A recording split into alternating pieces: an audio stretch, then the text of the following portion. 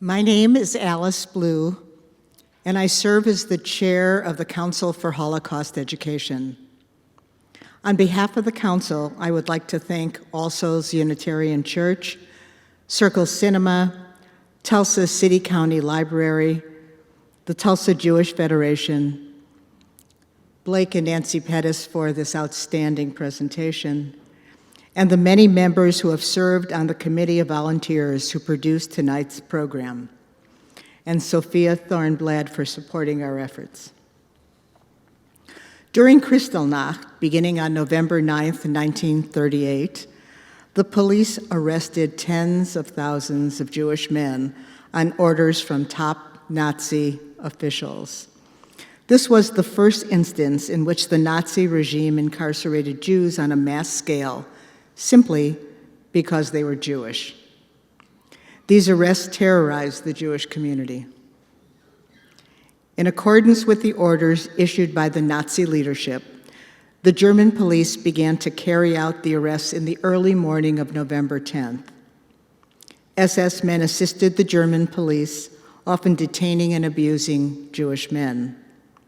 Typically, those arrested were detained in a local prison, police station, or large holding place. In many cases, the authorities marched the arrested men through public streets in full view of the local community. Some survivors of Kristallnacht remember being jeered by crowds of their fellow citizens and neighbors. They also remember hidden sandwiches pushed into their hands as they were being rounded up for concentration camps.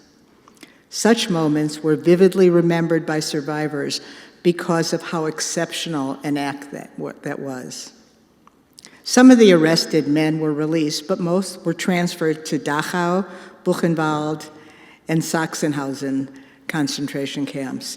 In total, about 26,000 Jewish men were imprisoned in the three camps. The Jewish men were housed in primitive, overcrowded, and unsanitary conditions. In the camps, the SS Guard treated the Jewish men with cruel brutality, regularly beating them. Hundreds died as a result of the treatment they endured.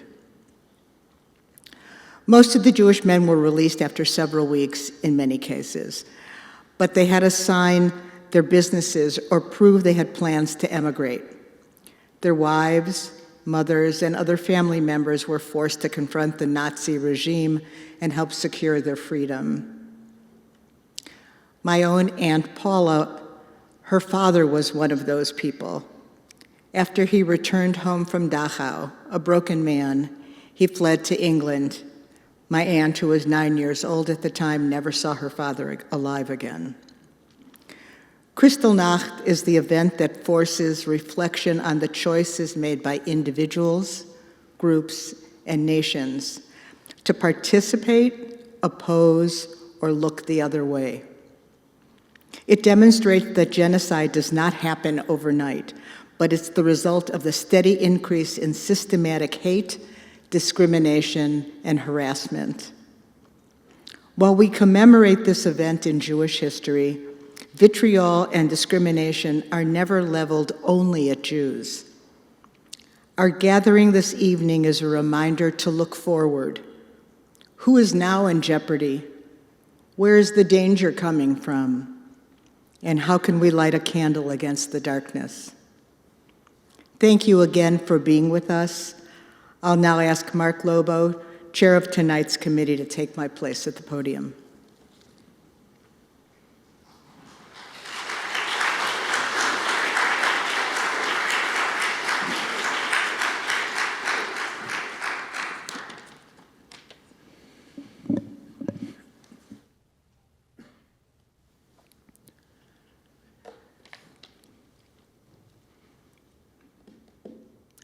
Art communicates by attracting attention and encouraging consideration of the subject of the work of art. Art comes in many forms. Painters and sculptors present their art to our vision. We see it, we learn from it. The art of music penetrates us and is absorbed by our consciousness over time.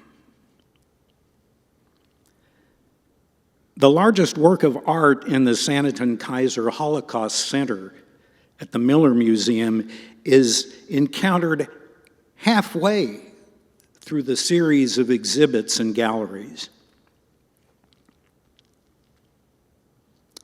It serves to impress and even shocks a visitor encountering the hundreds of stained glass shards suspended in the air, reaching from the floor to the ceiling 2 floors above. It is a counterpoint to the often cited expression that Kristallnacht, Night of Broken Glass, was the beginning of the Holocaust. We tell the story as it unfolds. From the rise of the Nazi Party beginning after World War I. For the music of composers swept up by the Holocaust, suffering the depravity of their captors, their art endures, but requires interpretation by the musician. We hear every note and follow the feelings of the composer and the musician through their work of art in progress.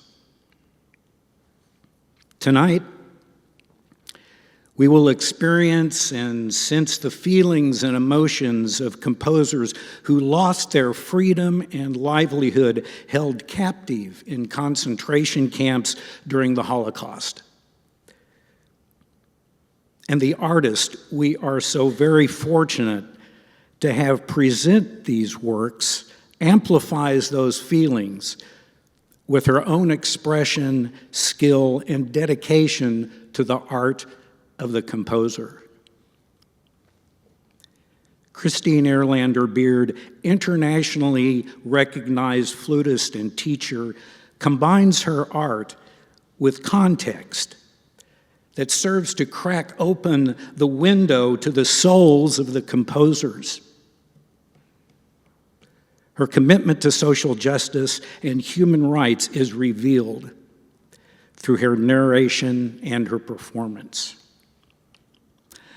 Let's welcome Christi, accompanied by pianist Christi Zuniga, for Music Against All Odds.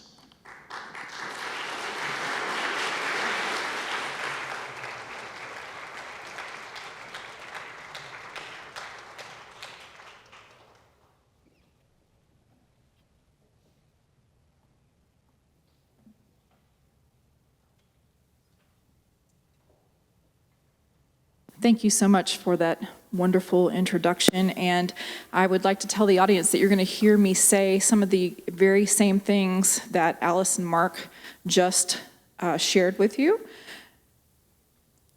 Let me get up here we go. First, I want to start off by telling you a little bit about how I came into this topic of research. I am not myself Jewish. I do have a Jewish aunt. But to go backward to 2017 is when I had kind of just gotten fed up with the world of politics and things that were happening, we'll just put it that way. And I was looking to figure out a way that I could use my platform as a musician, as an artist, to help educate audiences about different issues dealing with social, environmental, and political injustices in the world, and developed my what is now called the Flutist Activist Initiative, which started off as a way for me to partner with composers to ask them to write pieces dedicated or inspired by various injustices in the world. And through that project, 3 pieces have come to fruition so far, with more to come. But I soon realized that it's not just enough to have art created and to perform the art, but then there needs to be an educational component to the presentation of the music that's being performed. And then comes in the pandemic, and I got even more depressed about things, as I'm sure we all did, and got out of the pandemic, and the university at which I work, University of Nebraska, Omaha, houses the largest collection of artwork by Samuel Bach, who is a Jewish Holocaust surviving artist. If you've not seen his artwork, I implore you to go online and take a look at it. It's absolutely fabulous. Or to take a trip up to Omaha and come visit our museum, because it's also wonderful. But they were doing lecture series every semester, and they asked if I would be interested in curating a music program for their lecture series. And for the first season, they also asked me if I would give the final lecture. And so this presentation tonight is the culmination of that partnership. I knew very little about anything having to do with music and the Holocaust until this partnership happened, and it's been a real education for me and for my students, who I also have involved in this project every semester, and sharing it with communities like yourself and also college campuses, and actually I've given this program in several different countries. So I think it's important to, as they were saying, share this information not only as a historical context, but also to shed light on the reflection of things that are happening today. So with that, we are going to start off by performing a movement by Dick Kattenberg, and I'll tell you about him. Actually, I'll go ahead and tell you about him now, and then we'll perform it. So Dick Kattenberg was a Dutch composer of Jewish descent who graduated in violin and theory at the College Musical Belge in Antwerp. He and his family were hiding in Utrecht in May of 1944 when he was arrested during a raid and transported to Camp Westerbork. He was then sent to Auschwitz sometime between May and September of 1944 and murdered by the Nazis at age 24. He wrote, during his short life, about 30 compositions, including solo pieces, chamber music, and orchestral works. It had been thought that only one of his pieces had survived. However, in 2004, a family member found a box in the attic with more manuscripts that had been saved by his sister, Daisy. So a lot of these pieces were first recorded and performed in 2010 by the Leo Smit Ensemble. And this flute sonata that you're going to hear, the first movement, in just a moment, was written for his love interest, the flutist Arma van Esso, who was a student at the Amsterdam Music Lyceum. She could actually never bring herself to perform it during her lifetime, and she eventually gave it to the Dutch flutist Eleanor Panmajer, who premiered it in the 2000s. So this is going to be the first movement of his flute sonata. So this is Dick Kattenberg here in the big picture, and then his love interest here in the bottom picture. This is the first movement of this flute sonata.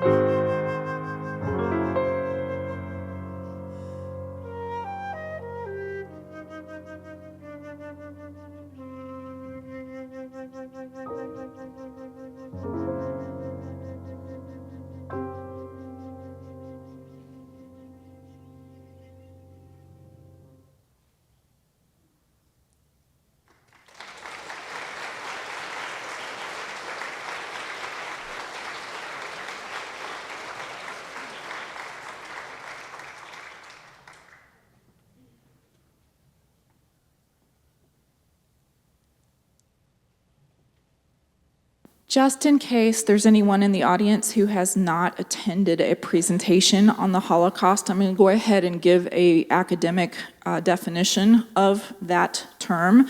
The Holocaust was the systematic state-sponsored persecution and murder of 6 million Jews by the Nazi regime and its collaborators between 1933 and 1945 across Europe and North Africa. At the height of the persecution and murder, which occurred during World War II, by the end of the war in 1945, the Germans and their collaborators had killed nearly 2 out of every 3 European Jews. The Nazis believed that Jews were a threat to the so-called German racial community and that Germans were racially superior. While Jews were the primary victims, the Nazis also targeted other groups for persecution and murder, including Roma, people with disabilities, some Slavic peoples, especially Poles and Russians, and Black people, all of whom they thought were biologically inferior. The regime persecuted other groups because of politics, ideology, and behavior. These groups included communists, socialists, Jehovah's Witnesses, gay men, and the people the Nazis called asocials and professional criminals. You heard this earlier. The Holocaust could not have happened without the active or passive participation of millions of people. Some people recognized that they could personally benefit from the persecution and murder of Jews. They acquired the property or homes of Jews who were deported and murdered. Some took over the businesses of Jews forced to immigrate or sent to concentration camps. Other people found jobs in the Nazi regime, and these jobs gave them money, political power, and influence. In countries that Germany invaded, many collaborators saw the benefit of assisting their new leaders, and they chose to denounce their Jewish neighbors.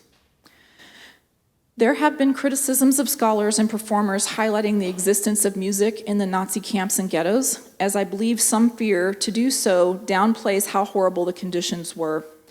And while I agree that the topic should be presented thoughtfully and with full context, I also believe that hearing the stories of Jewish prisoners who chose to create beauty behind walls of horror only underscores their struggle for self-preservation, their acts of defiance, and the unbreakable human spirit of the countless musicians and artists who suffered and perished during the Holocaust.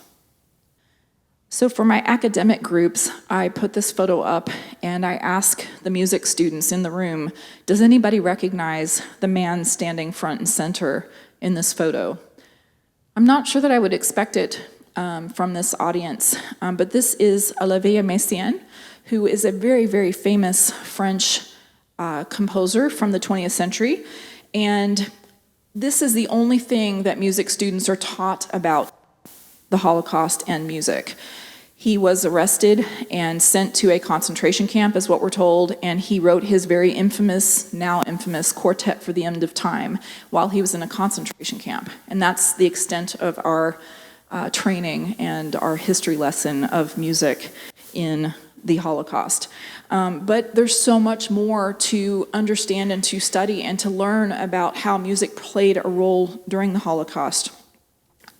What happened with Messiaen was he actually wasn't fighting, he was working as a nurse, and when he was arrested in 1939, they found only a pencil and paper in his pockets and soon discovered who he was and decided, because he was sent to a POW camp as opposed to a concentration camp, completely different thing.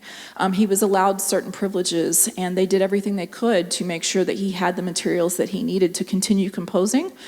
There were also other POWs that were sent to that camp, and they had their instruments with them, so this is how they ended up with the Quartet for the End of Time. As you see, we have a violin, a cello, and a violist that were all there in the camp as well, and he was allowed, Messiaen was allowed to play the camp organ. So this was a completely different situation than the majority of the Jewish people who were arrested and put into ghettos and concentration camps.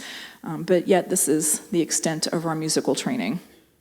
So as mentioned a minute ago in one of the opening introductions, the SS Cultural Purification, the Nazis formed the Kulturkammer, which was the Chamber of Culture, to oversee all culture and art, and they had a rejection of all music and art that was not classical, white, or in the German tradition.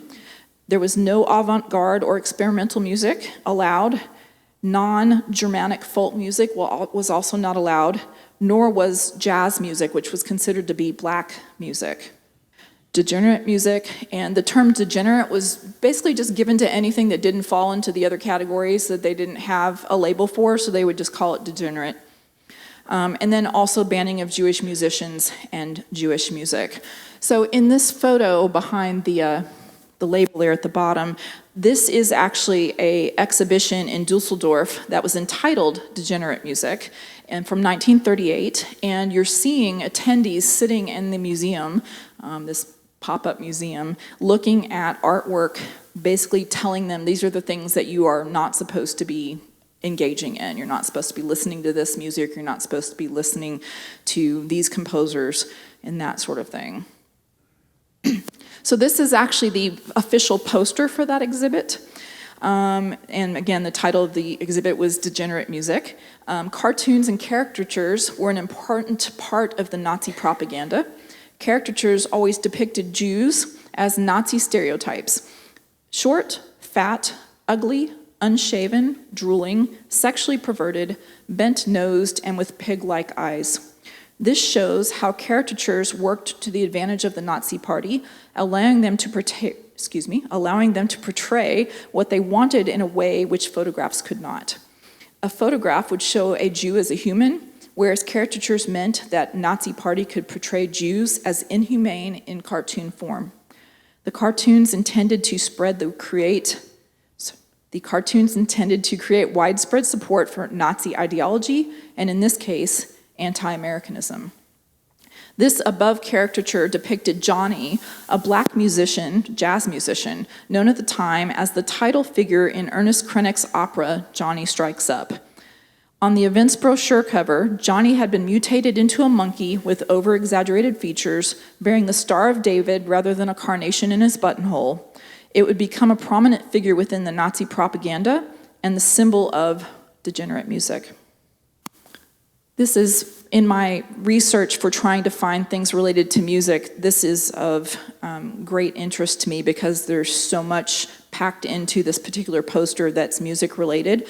This is entitled Liberators 1944, and it was done by the anti-USA Nazi propaganda Norwegian pro-Nazi artist Harold Damsleth. His sympathies for the National Socialists earned him 2 years of hard labor for treason once the war was over. In this poster, the great creature is composed of wildly bizarre body parts, each of which represents some facet of American culture that was viewed as abominations to the ideals of National Socialism. We're going to take a closer look at each part of this monster.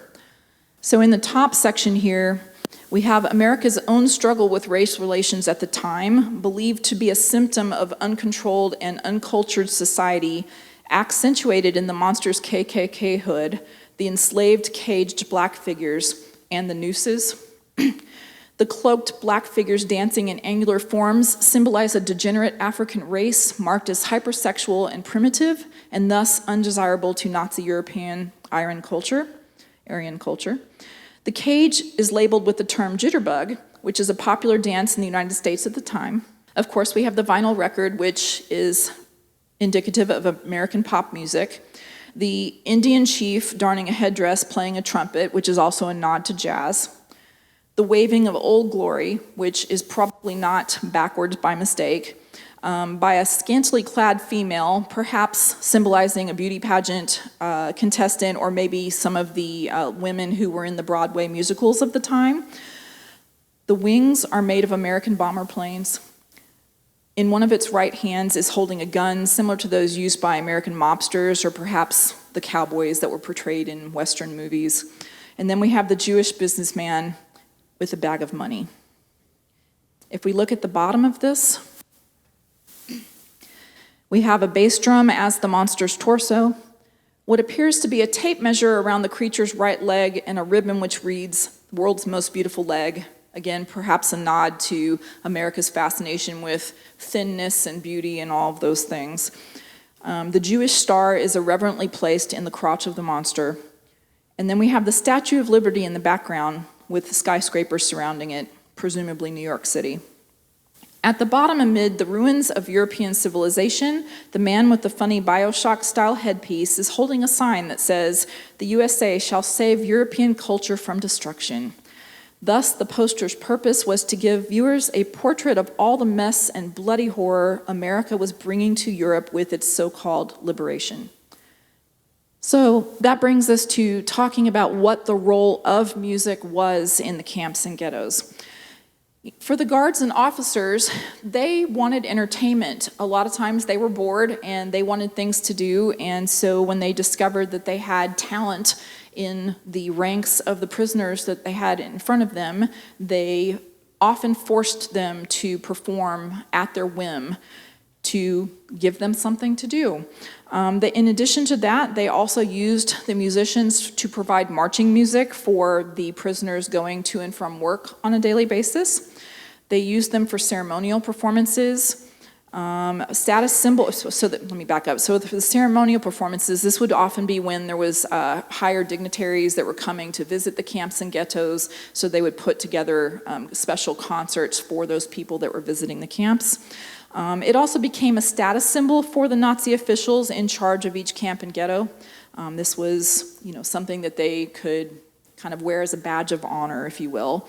And they also used music as psychological and emotional torture and or creating a false sense of safety and comfort.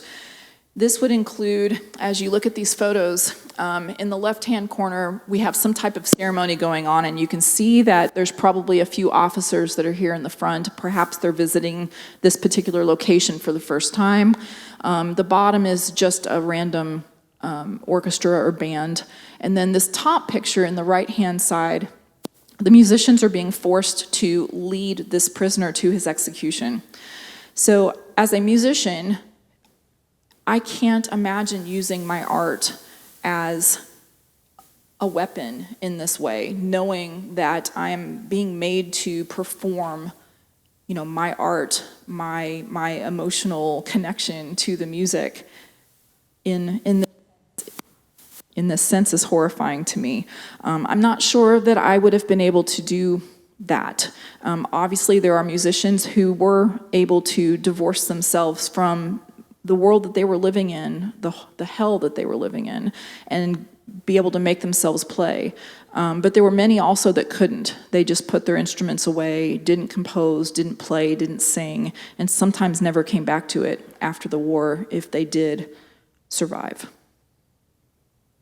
I'm going to introduce a few non-Jewish musicians to you who all chose to do the right thing. Flutist Edward van Rooyen was arrested for his resistance work, and he used his home as a transit for Jewish people going into hiding, and also learned to make fingerprints and fake documents. After the war, he returned to life as a professional musician and academic. The trumpeter Peter Dolk was arrested on December 16, 1942, for having given preferential treatment to Jews. He had assisted Jewish musicians who had played a crucial role in his own musical development. Unfortunately, during a trip to one of his hiding places, he was shadowed and then informed against, resulting in his arrest. The last person on the right is Marius Vloothuis, who is a composer and the then conductor of the Concertgebouw Orchestra in Amsterdam. He was fired from his position for refusing to register with the Kulturkamer, and he was eventually arrested for his continued resistance work and imprisoned in Camp Foot. As conductor of the Concertgebouw, which is one of the world's greatest orchestras even today, he refused to fire his Jewish colleagues, he refused to not perform Jewish music, and it was only a matter of time before they were going to dismiss him. And he went to prison with these other gentlemen at Camp Foot. They did all survive. So the reason I have this program up here is to talk about what type of music was performed in the camps and ghettos, and we'll get back to Marius Vloothuis in just a moment. So different types of music were performed in all of these spaces. We had German or Nazi political anthems that were performed, military marches and songs, all from the Nazi and German tradition. But if you look closely at this program, if you know anything about classical music and you see these names, Telemann, Haydn, Bach, Mozart, Beethoven, Schubert, These are all German composers. This is the heart of the classical repertoire, is German music. And mind you, most of the prisoners at these camps and ghettos were German. They were Jewish Germans, and they considered themselves to be German. They weren't giving up the things that they loved about being German. But it's interesting to see the conflict that's here. The last two pieces that are listed here, you'll see Claude Debussy's Syrinx, which is one of the most famous solo pieces for flute by a French composer that was written, I think, in 1919, so it wasn't very old at this point. And then the last piece on this program is the Sonata da Camera written by Marius Flothaus, the composer that we just talked about from the Concertgebouw Orchestra. So this was the world premiere of this piece. And again, this is a POW camp, if you will, because these were non-Jewish prisoners, so they had a little bit more equipment accessible to them. Still wasn't great conditions, but it definitely was not the same as the Jewish prisoners. So they had chamber music, they had solo music, they did choral works, including full operas in some of the locations, folk and religious music, and original compositions, just like we saw here at the bottom of this program. And one of the questions that I get asked when I'm doing this lecture is, well, how did the people get the instruments or music? In this particular situation, as I said, it's a little easier for these prisoners to get things because they weren't Jewish and they were in POW camps. But even in the more strict horrifying environments of some of the ghettos and concentration camps, very often things were smuggled in. We've all seen and read and heard stories about how many times they were told that they could only pack one small bag, and that was everything that they could bring with them. And as a musician, again, my flute is kind of like an appendage. It's part of me. So I would do everything I possibly could to make sure that that instrument was brought with me if I could. But I did read one account of a cellist. Now, if you've seen a cello, probably standing, it's probably about that big and wider than I am. There was an account where one gentleman had smashed it into a bunch of pieces and sewed it into the lining of his jacket so that he could bring it into the camp with him and then glue it back together. That's the extreme to which some of these musicians went to be able to bring these, prized possessions. And like I said earlier, it's kind of a part of us, and it was so important to many of these people's culture. Other ways that they got music and instruments in, sometimes they could bribe guards. Maybe they had people on the outside that knew where they were, and they would be able to somehow communicate and bribe the guards to let certain things in. It really just depends on the circumstances and the location at which they were at, how they actually got the materials. So now I'm bringing you back to Marius Flothaus. This painting, or it's actually a drawing, a pencil drawing, a colored pencil drawing by fellow prisoner Ari Emmons, is actually depicting the concert that we just saw on that program. This is a visual representation of that concert, and not only just that concert, but the premiere of Marius Flothaus's piece, because we have Van Rooyen playing flute, and if you notice to his left, we have a gentleman at the piano, and that is Marius Flothaus accompanying him at the piano. So I am not going to be performing this sonata for you that is depicted in this picture, but I am going to leave this picture up because 1 week later was Van Rooyen's birthday, and Flothaus decided to write him a solo flute piece for his birthday, which then Van Rooyen premiered at the camp. And they broadcast the sound across the entire camp. The women's dorms and the men's dorms were completely separated, but everybody in the camp could hear it. And it was told that afterward, when the women heard this performance of the Obad that I'm about to play for you, they broke out into a response by singing Ave Maria. So if you can imagine being in this circumstance and hearing this music under the conditions that they were in, I'm going to play Obad for you.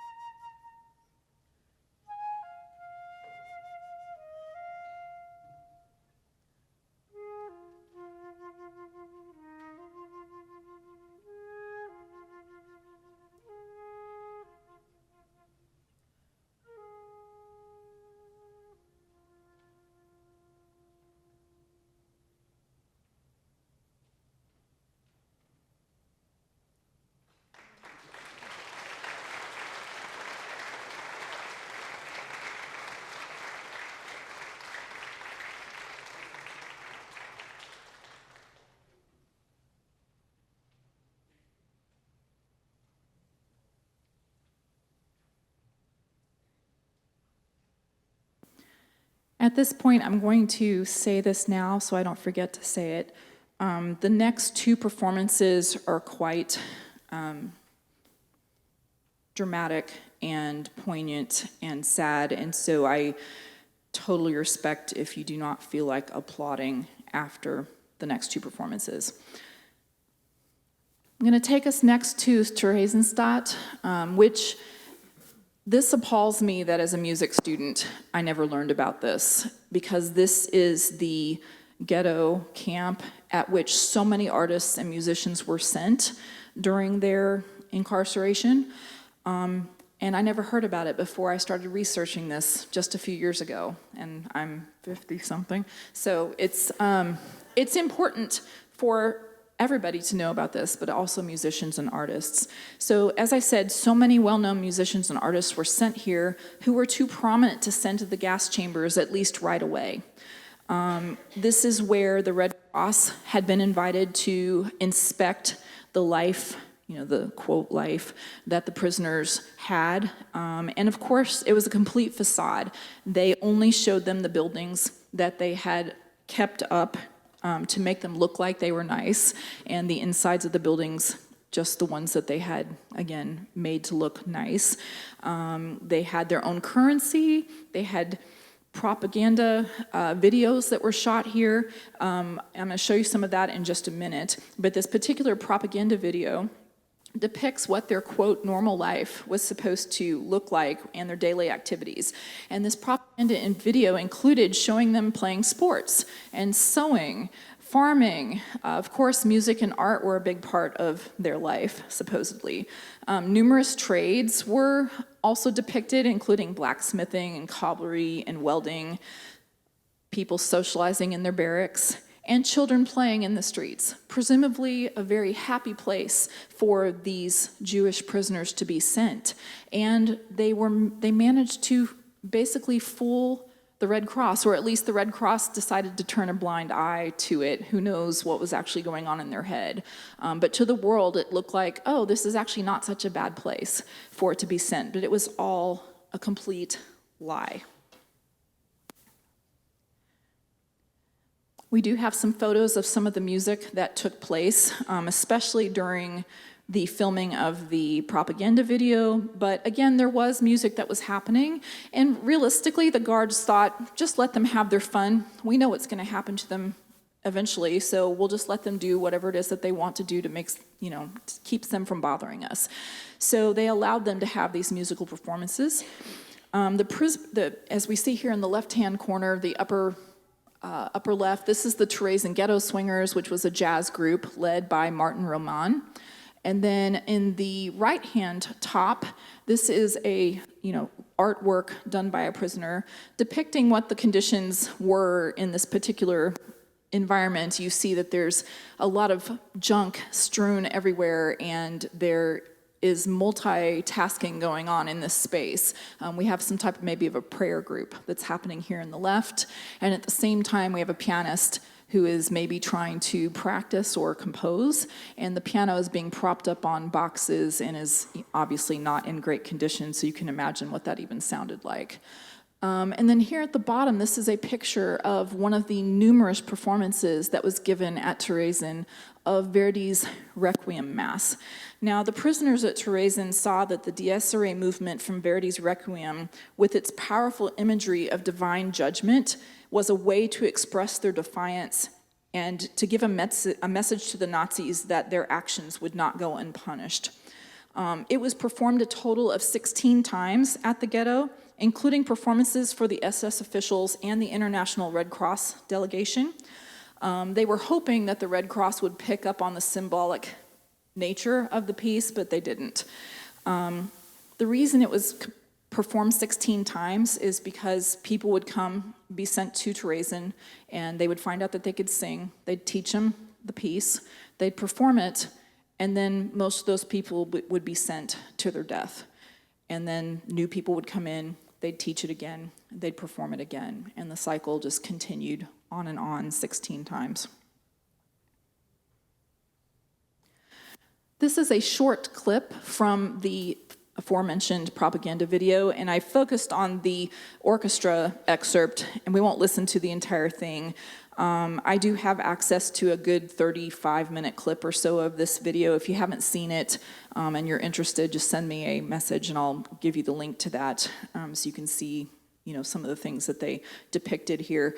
But in this video, it's not so much about the music for me watching this, it's watching the people's faces in the quote audience that they've created for this performance, and knowing that they were forced to be there and told that they need to look like they're enjoying this experience. So let's just take a quick watch and listen to this.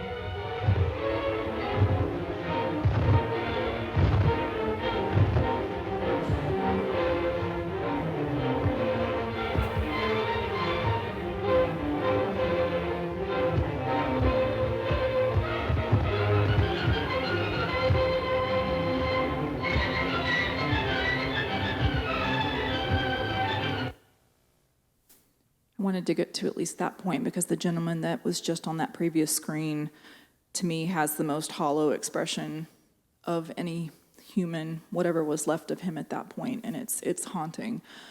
One more quick clip from some of the performances that happened at Theresen. This is the children's opera Brundibar. The Nazi regime used Brundibar as propaganda to portray a positive image of the camp and its Jewish prisoners. The Nazis aimed to deceive the International Red Cross and the world about the true conditions within the camp, showcasing a vibrant cultural life rather than the reality of imprisonment and suffering. Despite the Nazi manipulation, Brundibar also took on a symbolic meaning for the prisoners as a story of good overcoming evil and the children's struggle against Brundibar, who many saw as representing Hitler. The altered ending of the opera for the Theresen performances reflected the prisoners' understanding of what was truly at stake. And as you're watching this video, they're going to start panning through the children that are participating in this opera performance. And in the front, very left-hand side, there's one particular skinny boy. I think he's wearing kind of a lighter color shirt. He was one of the only children that survived from the group that's up here.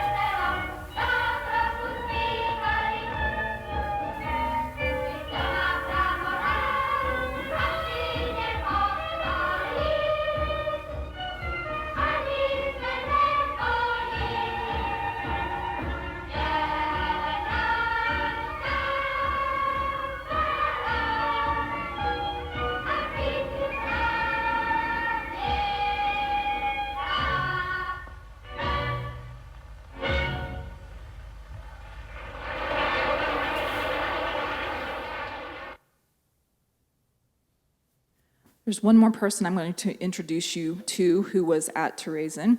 This is Ilse Weber, who was a Czech Czech poet and musician. She and her husband saw the writing on the wall before they got deported, and they managed to send their oldest son to live with family elsewhere in Europe, but they made the decision to keep their youngest son with them, and they were both transported to Theresen with their youngest son. She worked in the children's infirmary, and at night she would compose and sing songs to the children. When her husband, when they found out that he was going to be transferred to Auschwitz, she, a week later, also voluntarily chose to be transferred to Auschwitz because she wanted to keep the family together. So the Nazis packed her up with her son and all of the children in the children's infirmary, sent them to Auschwitz, and they immediately were sent to the gas chambers. There is a BBC article that states that there was someone who overheard her singing to the children in the gas chamber. I don't know what the song was, but the next piece we're going to perform for you is one of the songs that she composed, entitled Vigila. Perhaps it was this song. The third movement, I'm going to read you the translation of the verse before we perform it. Betty bye, blying, the world in stillness lying. No sound disturbs your rest and peace, your peace and rest. My baby, huddle in your nest. Betty bye, blying. Why is the world so quiet? This last sentence, it really strikes me of her calling out the world for not doing more. This is Vigla by Ilse Weber.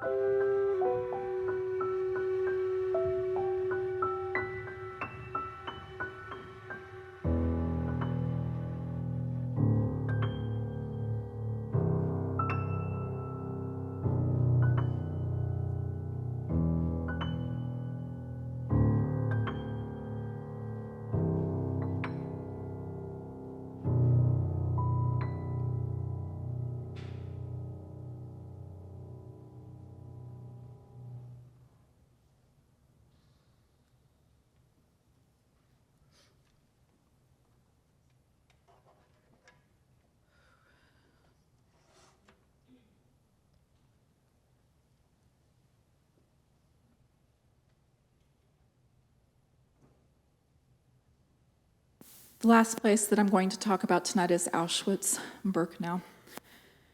Auschwitz, also known as Auschwitz-Birkenau, was a complex of Nazi German concentration and extermination camps located in German-occupied Poland. It was established in 1940 and operated until its liberation by the Soviet Army on January 27, 1945. Auschwitz I was the main camp, Auschwitz II, known as Birkenau, and then Auschwitz III was the forced labor camp. Auschwitz served several purposes within the Nazi system: incarceration, forced labor, and extermination. As for music, just as we talked earlier, music was used in a similar way here as it was in other locations for marching music in the mornings and evenings, ceremonial music, general entertainment, and the arrival and sorting platforms. They had the trains that would come in with hundreds and thousands of passengers, and to have music playing as these people were being pushed off the trains and saying left, right, you hear this music and you kind of get this false sense of security, because if there's music, it must not be a horrible place, right? But it was really kind of a smokescreen that was being set up so that they didn't really understand what was happening. Of course, we know now that if they went one way, they got to live another day, and if they were sent the other direction, they were immediately killed.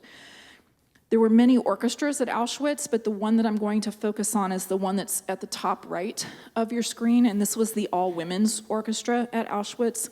It was led by the violinist Alma Rosé, who's standing here on the left-hand side of the picture.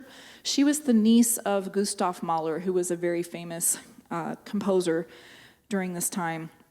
We believe that the mandolin player to the right is believed to be Masha Piertowska, whose mandolin is on exhibit at the Illinois Holocaust Museum.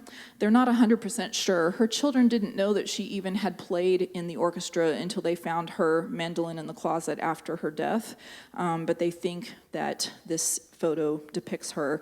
And then in the background, you'll see cellist Anita Lasker-Wallfish seated in the back row. And perhaps some of you have seen her speak, because she's been very vocal throughout her life about raising awareness about Holocaust education and talking about her own experience. And I'm going to let her talk about that now.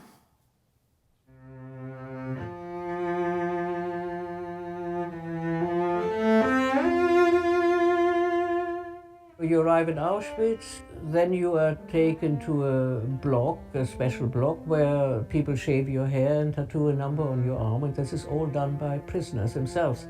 So I have a conversation with this girl who was processing me. And of course she asked me, so what did you do before? What did you do before you were arrested? And I said, I used to play the cello. Then I said, you play the cello? Fantastic, you'll be saved.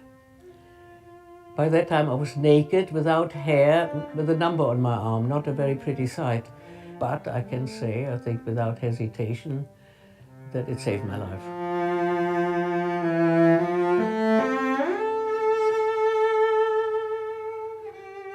Music can't be destroyed, you know. The Germans have destroyed so much, but music is indestructible.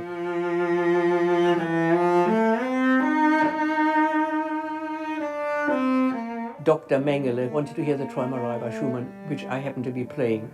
His job was to go to the trains when they arrive and look for twins and take them to his laboratory and experiment on these twins till they were dead.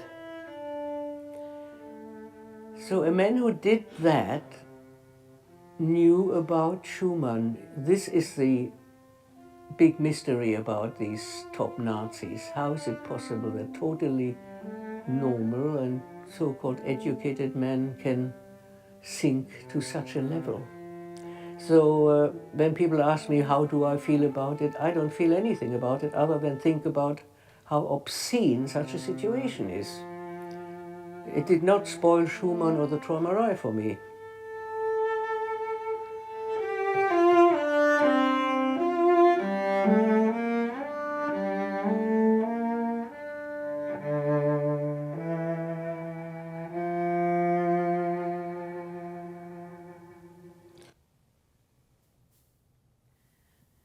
they would try to save as many people as they could, even if they played kazoo and could do something with music, they would figure out a way to incorporate them in the orchestras at Auschwitz, because it did save a lot of these musicians' lives to be a part of that group at the extermination camp.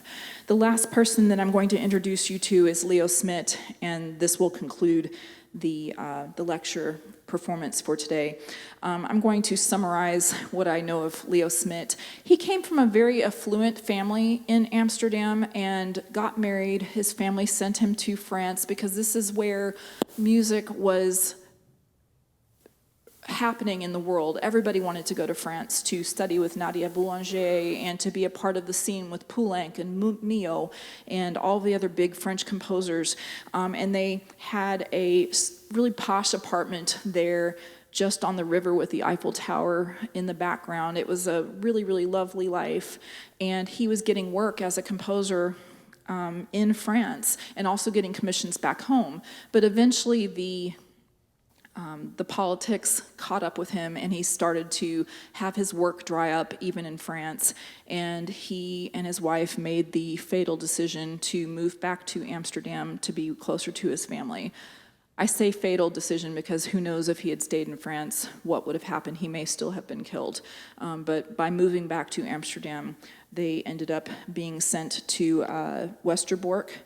And by the end of April in 1943, they were transported to Sobibor, where they were murdered immediately upon arrival. What you're going to hear in this last piece, Smith's musical orientation is undoubtedly French, although he also loved jazz. His earlier works sound very carefree, but by 1935, the palette becomes darker and more serious and communicative, including this flute sonata. Only 4 of his works were published during his lifetime. Undoubtedly seeing what the future had in store, Smit gave all of his compositions to 2 of his students, which resulted in his entire catalog being preserved.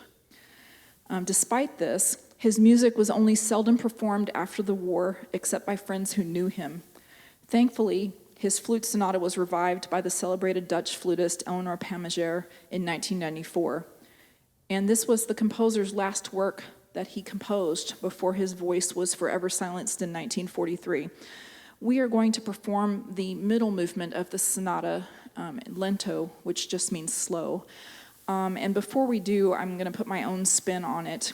The first time I ever heard this music, I burst into tears because it is such a beautiful melody. It reminds me so much of Debussy and Ravel in the piano writing, and to think that somebody was going through what he was going through and could still manage to compose something so elegant and so beautiful is mind-boggling. And in a sense, it kind of gives me hope for humanity that even when we're in the darkest hour, that there's still beauty in the world that he somehow saw around him in order to be able to channel that and put it into this piece. This is the lento from Leo Smit's final composition, his flute sonata for flute and piano.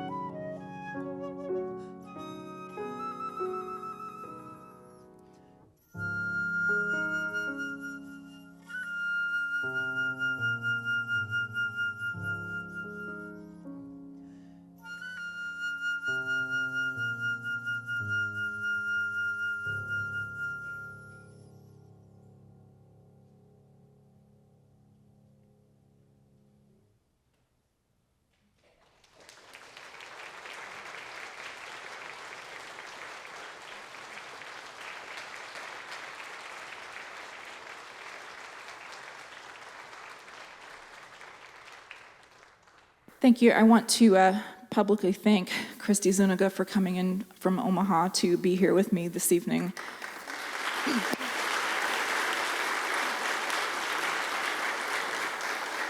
And thank you to the Jewish Federation of Tulsa and all the partners who made this event possible tonight, and for hosting me and having me a part of this program. In closing, I just want to say that the Holocaust did not happen in one day. Terrifying parallels are being witnessed in current activities happening today here in the United States and around the globe. Individuals can make a difference, even in small ways. Using our platforms to affect change and educate audiences is important, more so now than ever. And if we do not choose to take action when we see injustices around us, we are part of the problem. Thank you.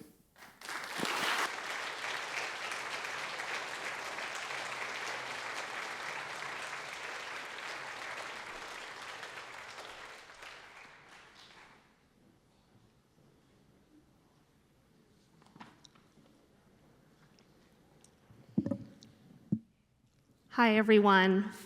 First of all, Christy and Christy, thank you so much for that.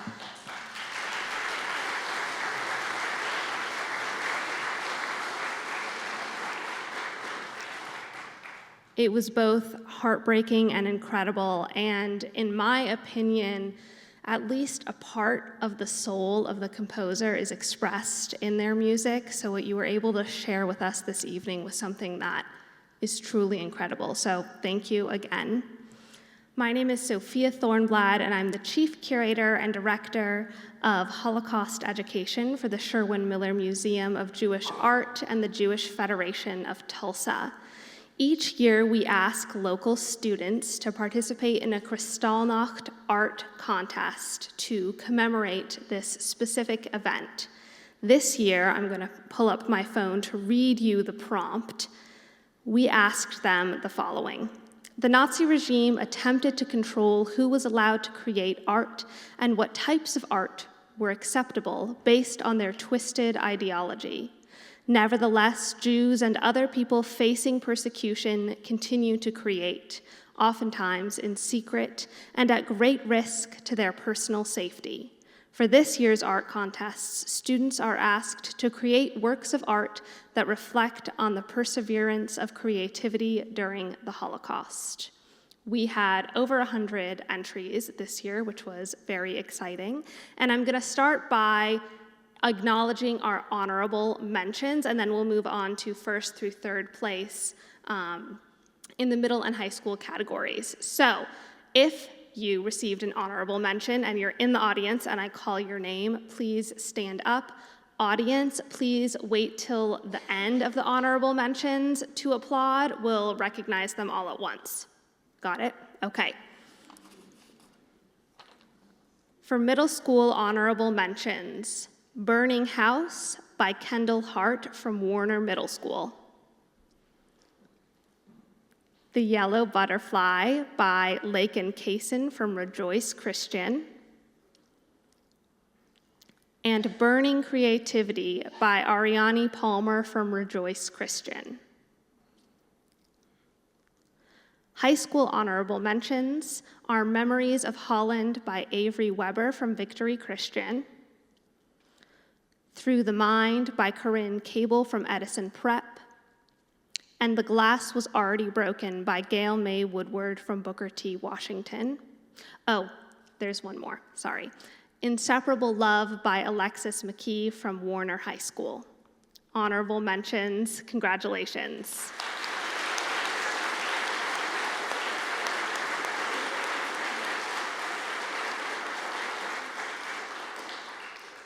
Okay, so we're gonna start with third place in the middle school category. If you won one of these prizes, please come see me. Also, at the conclusion of the program's teachers, if you are here and your students won one of these prizes, third through first place, please come find me, okay? Thank you. In third place, for By the Hand of God, is Jack Watt from Rejoice Christian.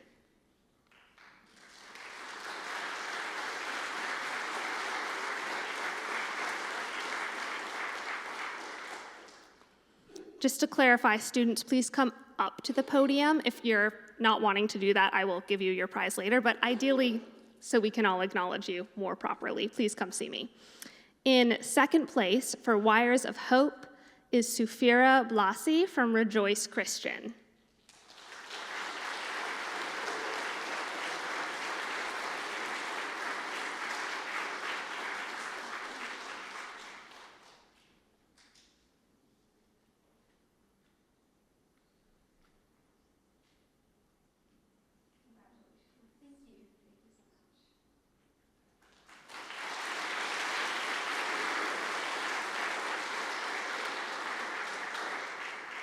And in first place in the middle school category for their work, Bound but Unbroken, is Claire Hollingworth from Rejoice Christian.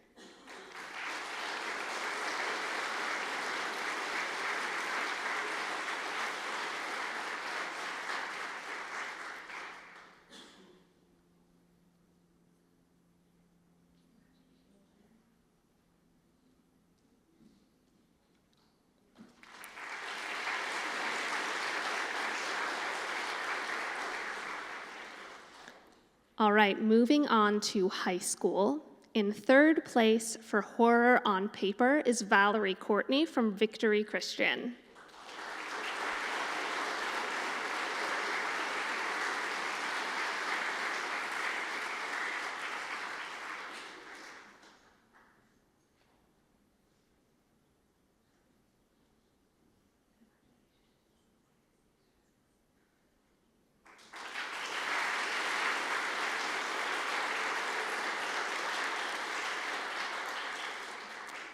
For second place in the high school category is The Flower That Refused to Wilt by Norman Santana Aubert from Booker T. Washington.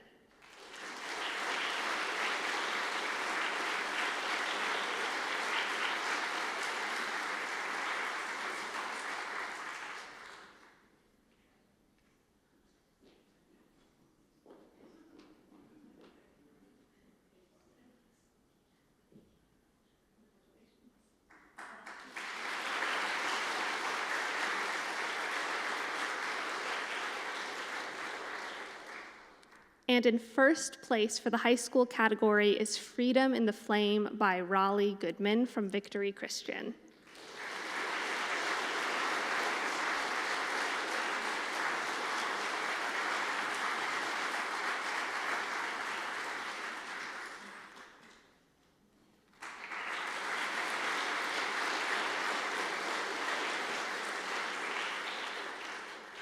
Before we officially conclude this program, I have to do something that Eva Unterman would really like me to do. For those of you who don't know, Eva Unterman is a beloved Holocaust survivor from here in Tulsa and a pioneer of Holocaust education. She couldn't join us tonight, but were she here, she would want to thank the teachers. So with that in mind, and I would like to thank the teachers as well, of course. But Eva's an inspiration to all who know her. If you have ever taught in any capacity, please stand so we can applaud you.